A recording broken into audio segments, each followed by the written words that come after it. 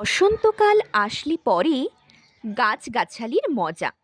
সবাই মিলে উড়িয়ে দিল কিশলয়ের ধ্বজা।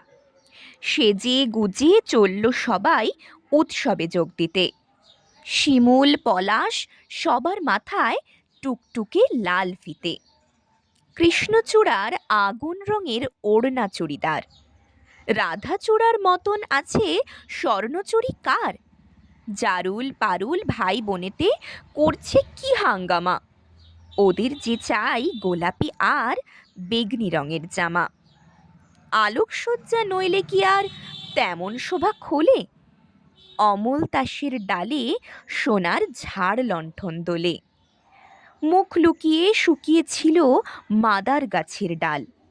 দক্ষিণ হাওয়ার খবর পেয়ে সাজলো লালে লাল। ভিনদেশে এক অতিথি এলো, সাকিন মাদুরাই। নামখানি তার ছায়াতরু, রূপের সীমা নাই।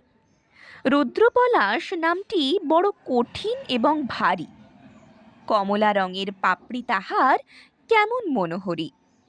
এমনতর নানান সাজে সেজে সকল গাছ। সবাই মিলে করল শুরু মহোৎসবের নাচ। নাচে গানে খুশির টানে উঠল সবাই মেতে। কেউ দেখেনি দূরের মাঠে কে ছিল ওঁত পেতে। হিংসুটে এক কালবৈশাখী হঠাৎ এলো তেড়ে। ঝাঁপিয়ে পড়ে গাছগাছালির শয্যা নিল কেড়ে। ফেলল ছিঁড়ে নতুন জামা, ঝাঁকিয়ে দিল চুল। পথের ধুলোয় লুটিয়ে দিল সদ্য ফোটা ফুল। ধ্বংসলীলা সাঙ্গ করে উধাও হলো শেষে। কেন এমন দুঃখ এলো হাসি খুশির দেশে?